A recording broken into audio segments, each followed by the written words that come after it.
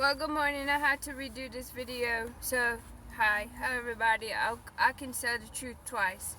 So, God makes His life of you so visible that it will tear down any lies that are said against you. And I was talking about before I was disrupted with the sound is how good God is and has been in my life, and here I stand today. And I always was praying like, well, Lord, you know what's going on, why you just can't do this or why you can't do that. And God said, because you will not learn the lesson to share with someone else and to be aware and to teach people awareness, and people wear masks and are false. And they're proclaiming the goodness and how much they are Christian, but they are not. And when you are in need, they will hold this malice of hate in your heart, and they never told you they didn't like you, but they pretend around you that them do. No, they don't. And you have to learn this. And I was a monk, so to speak, for a long time, and I met my kid's father. And I stayed in the house. I was a businesswoman. I was doing great. I loved it. It was great. And this guy persuaded me, let's be friends. Next thing I know, his whole plan of action for himself was to use me to lie to the world or tell the world something that he wasn't, you know. And I found out, like, well, what is this guy's problem after? Okay, he was so nice to me. He was so kind. I thought he was the world. He was pretending, honey, baby, and sugar. This guy was the worst, okay? And you live and you learn. You do.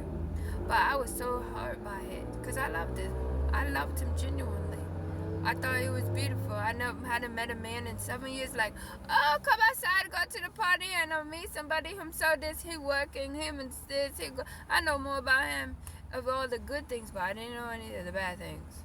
And honey, when the chips fell, I said, Lord, what is it with this man? I can't figure it out. Something's wrong. Like, I'm a nice person. He doesn't treat me the same.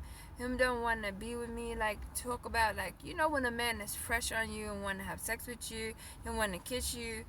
No, him don't want me. I said, what in the world? We were supposed to be married. I'm wearing this ring. Everything this man is just putting me all in my good feels. Baby, when you pray, you better be careful what you ask for, because, Lord, I love it raw. Give it to me raw, Lord. I ain't got time to be trying to figure out no mysteries. Just show me, tell me, let me go seek what I need to find. And he said, go look on his phone. Y'all all men in there. Oh. So this who you be touching. This what you like to touch, because you sure ain't touching me. Well, too late now. You done got me right where you want me. Or in your corner, in your house, in your hands. And I was pregnant. He wouldn't let me sleep in his bed where I slept before. He kicked me out of my bed. You talk about a pregnant woman sleeping in a twin bed of the children with the child and waiting for them to go to school so you can get some sleep. Oh, it's so fat. I didn't have no job. I was so trusting this man was going to be my husband. He made good money. He was a good person. God said, after I show you my son, you are not to say anything. Or I won't be telling you nothing else because I can't trust you. Oh, okay. Who knew it was going to be that? Girl, listen, I done ran to the doctor. Oh my God, I might have a disease. I ain't had no disease in my life. I ain't never took no pills in my life. Lord, how musty. Oh, I was feeling so gross after I seen the picture. And then I would look at him with him on the couch. And I had to tell him because, God said, can't tell her what I'm thinking or what I know. Look. Ooh, about the 7th month, here come my angel. His name was Mr. King. And he pulled up on me walking the kids to school. He said, God, look at you, I'm finna fall over. And I would make a joke and I laughing. So we talked and we eat lunch. Pregnant people want to eat food. So I said, oh, it's okay, go some lunch. I want to eat. And we had a great time together. He just was sent by God. God will always send you help, always. And so I was talking to him and telling him how this one kind man turned into a whole grouchy, evil person. It always was in him. He evil. He said, Oh, okay, let's get you a futon to put in the living room and sleep in it. Oh, it's big, beautiful. Oh, it's comfortable.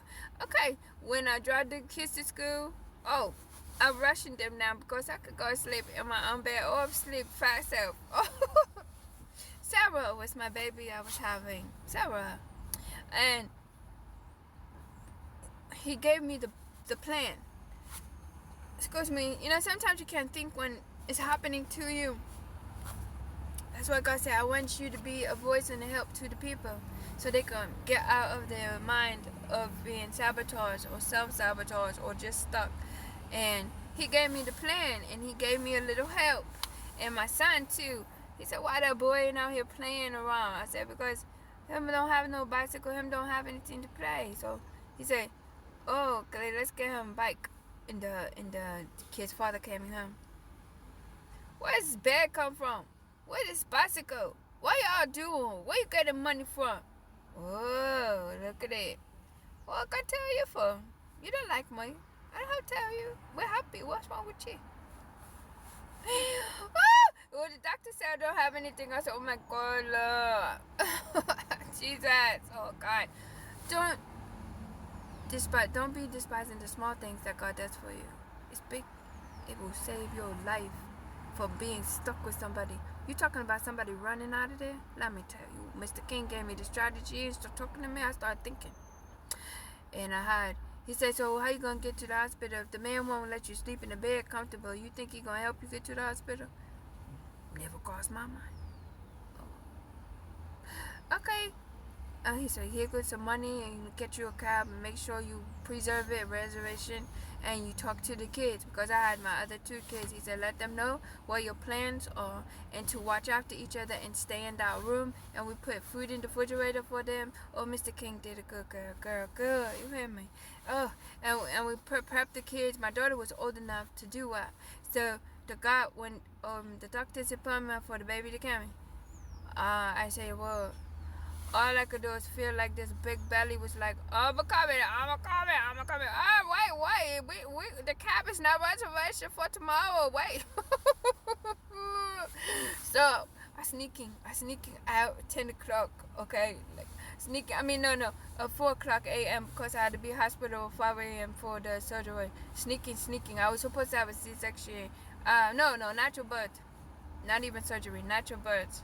But the baby was too big. The baby was 9'5" and my hips too small, so then it was surgery. So that's why I was like, oh, no. So, oh, God. You talking about somebody praying. On that table, I was, Jesus. Them gonna be cutting me. Jesus. Oh, and the doctor said, be quiet. The medicine not working yet. He said, give you some more anesthesia. Okay. I just talk Jesus more. I don't want to go sleep. Talk to Jesus about it. He said, go to sleep. What's wrong with this medicine? And I had the car seat. I had everything. When I came into there, it was Big Belly kind of walking. And they said, ma'am, ain't nobody came in here with the car seat, the bag, everything ready to go. I said, baby, we going home. We got to go home. I got kids at home and get this thing over with. Gotta go home. But I didn't know she was that big for the surgery. My God, Sarah was so far. I ate all day for her. I ate all day. So they're calling a hospital. You have a baby. You don't come over here. Don't come to my room. Don't come over here. So the lady said, we could just do not disturb. You won't even have to say that. Okay.